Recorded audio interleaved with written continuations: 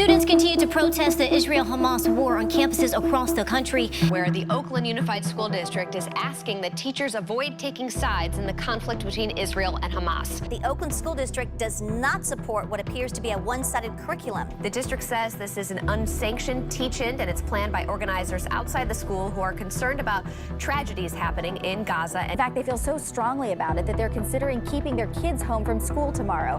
The Oakland School District is warning some of its teachers to follow policy. Spoke with some parents who are worried the lesson will fan the flames of anti-Semitism. The Oakland School District superintendent said that the lesson plan is unsanctioned and warned teachers against it, adding that she is disappointed by the harmful and divisive materials. Where the Oakland Unified School District is asking does that not teachers support avoid an unsanctioned teach-in. Superintendent.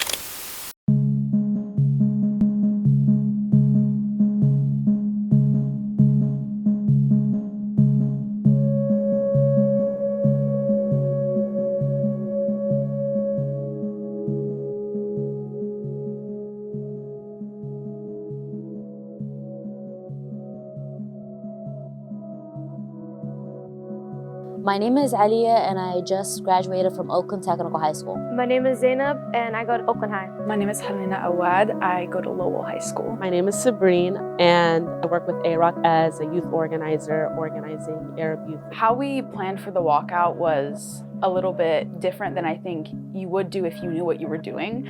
For us, it was our first time ever organizing. Like, we'd never done anything like it before, especially because I feel like at our age, you know, like you aren't usually just planning like mass mobilizations and protests. What I would like for people who aren't a part of this movement to understand is that this isn't a religious issue, and instead this is an issue that is targeted towards a native people of a land being ethnically cleansed. And we've seen it happen so many times throughout history that it's just, how can you turn a blind eye to it when you're seeing it unfold in front of your eyes? Once we found that a lot of people were interested in walking out and a lot of people that I didn't even expect would help us and have our back, we just immediately started to do a bunch of outreach. So we made flyers, we made social media posts, we called people. So during our May Day walkout on the front lawn, our vice principal actually called the cops, which violated the George Floyd resolution that was passed by the board of OUSD to stop admin from calling police authorities on OUSD students. And we also had some admin get physical with our speakers. I think this is like the first time where I'm at an age that I can actually understand what's going on in real time, because in the past, like, I've seen what has happened in the history books. I've seen what's happened in previous news articles. You know, my grandma, my teta, has told me, like, when I was younger, this is what happened to my family. This is what the IDF did to us.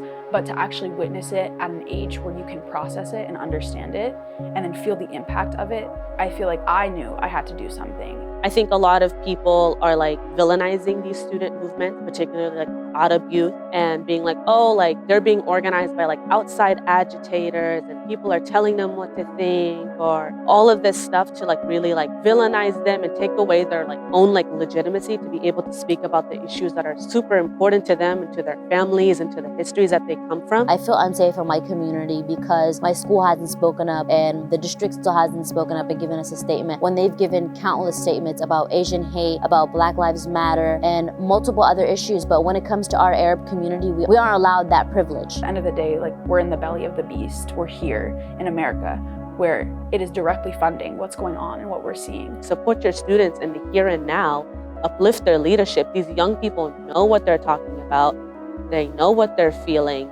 You know what they're feeling is right, and what they're resisting is the right thing to do. Like, you know that. And you're also teaching them this in their schools. So why is it when Arab students fight for Palestine, it's like now you're not as progressive, you're not this like radical school district that actually like really cares.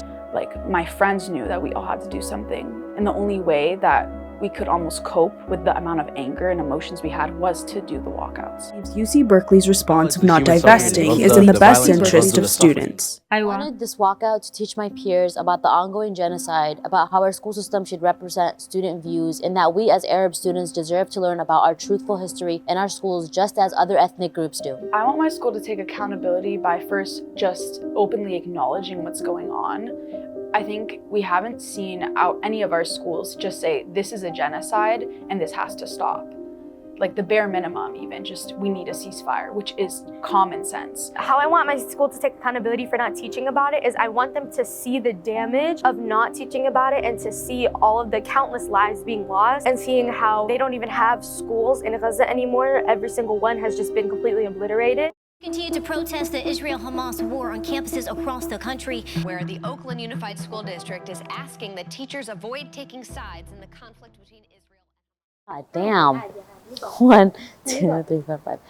Wow, he just barking when I'm talking. Well, I don't know what to say. Ya Allah, ساعدني. Okay. I know, right? You know we should make one tiny film of us like all talking behind the scenes. Repeat the question again, I'm sorry. You got it. What was the question? Open hands, like, yes, we love your movement.